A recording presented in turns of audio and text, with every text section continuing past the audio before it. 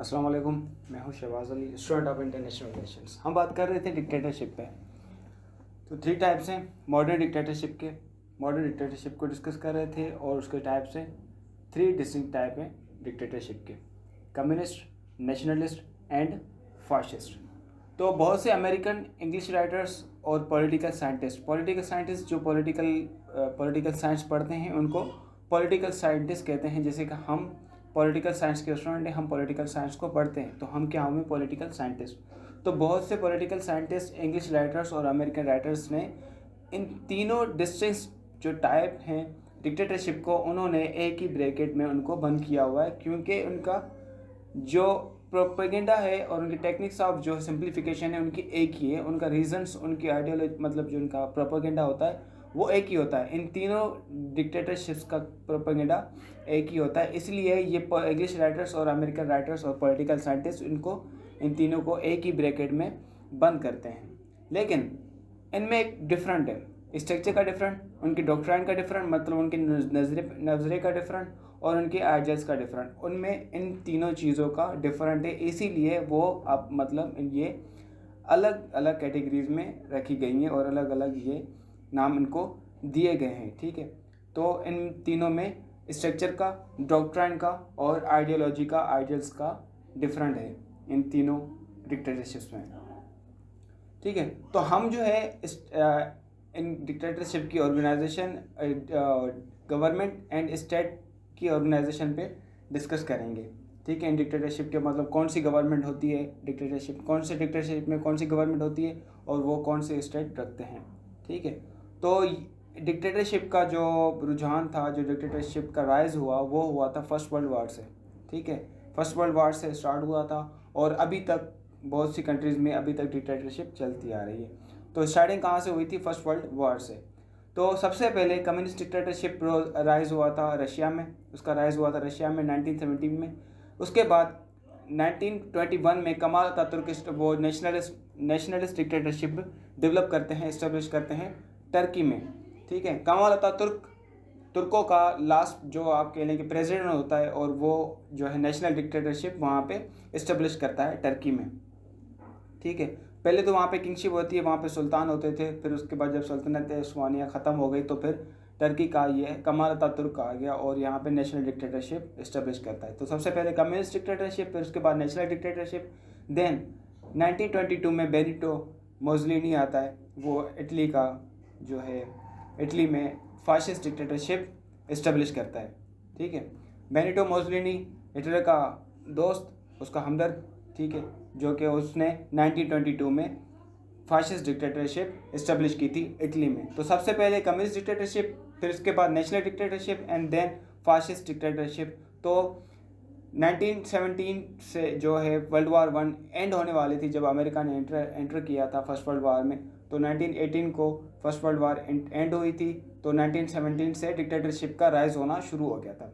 ठीक है, तो बहुत से monarchical countries, nationalistic and fascist जो हैं डिक्टेटरशिप, वो बहुत से यूरोपियन कंट्रीज़ में सेट हो गए थे। मतलब बहुत से यूरोपियन कंट्रीज़ में डिक्टेटरशिप राइज होना शुरू हो गए थे, जैसे कि स्पेन में, पोर्चुगाल में, यूगोस्लाविया में, हंगेरी में, रोमेनिया में और ग्रीस में।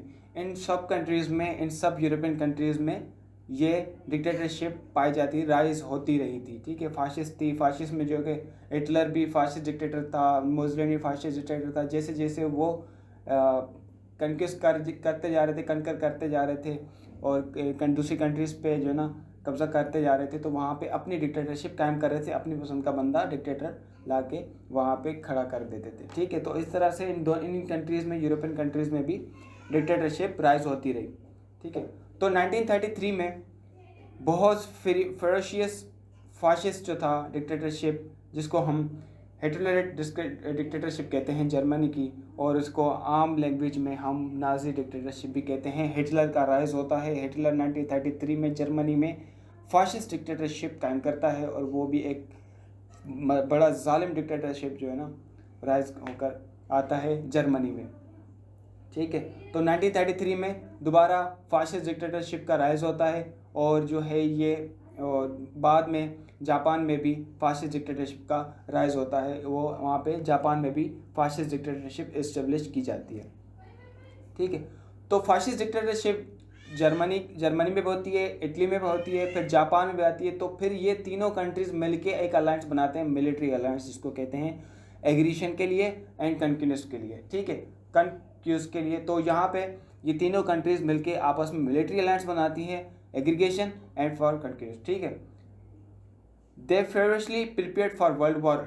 तो ये तीनों कंट्रीज वर्ल्ड वॉर 2 के लिए प्रिपेयर्ड होती हैं, वर्ल्ड वॉर 2 के लिए करने के लिए तैयार होती हैं, क्योंकि हिटलर को तो बदला लेना होता है और ये तीनों कंट्रीज जो ना अपनी टेरिटरी बढ़ाने की कोशिश कर रहे होते हैं, दोनों कंट्रीज। ठीक है, which started in 1930। World war 2 जो कि स्टार्ट हुई थी 1939 को और एंड हुई थी 1945 को। ठीक है, और एंड कब हुई थी? जब इन तीनों डिक्टेटरशिप्स पार्टीज़ का, इन तीनों फासिस्ट पार्टीज़ का जो है ना उनको डिस्ट्रॉय कर दिया गया था। ठीक है, फासिस्ट पावर्स टोटली डिस्ट्रॉय हो चुका था वर्ल्ड वॉर टू के एंड तक। ठीक है, मुसोलिनी को अपने ही जो है ना लोगों ने हैंग कर दिया था। ठीक है, उनको फांसी दी गई थी। मुसोलिनी के अपने जो एंग्री इटालियन थे उन्होंने उनको हैंग किया था, उन्होंने फांसी दे दी थी। और हिटलर ने खुद जो ना सुसाइड किया था खुद ही बर्लिन में। ठीक है, बर्लिन में उन्होंने खुदकुशी की थी एक टैंकर के अंदर।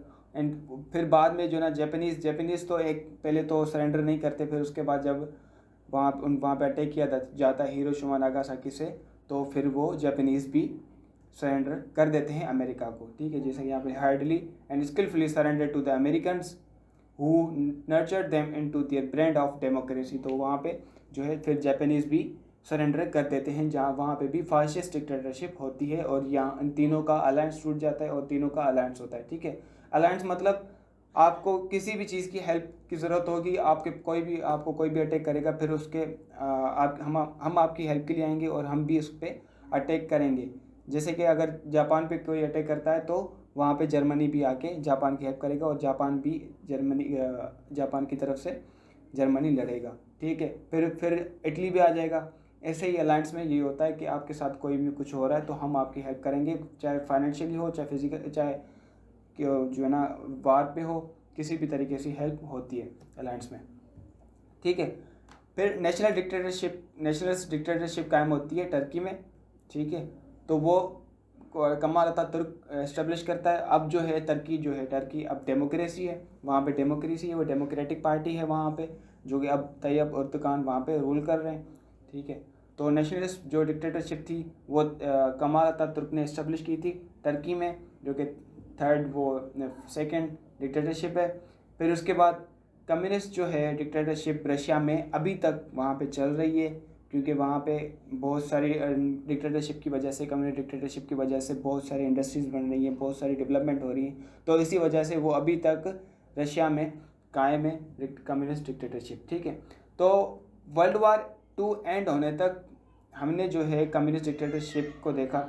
ठीक है, बहुत सी कंट्रीज़ में कम्युनिस्ट डिक्टेटरशिप थी, जैसे कि चाइना में और सेवरल जो ना यूरोपियन कंट्रीज़ में। ठीक है, जहाँ पे फासिस्ट डिक्टेटरशिप को ओवरथ्रो करके और नाजी जर्मनी को डिस्ट्रॉय करके वहाँ पे कम्युनिस्ट डिक्टेटरशिप जो है कायम की गई थी। और यहाँ पे बहुत सारी जो है ना बहुत सी यूरोपियन कंट्रीज़ में डिक्टेटरशिप ही हुआ करती थी।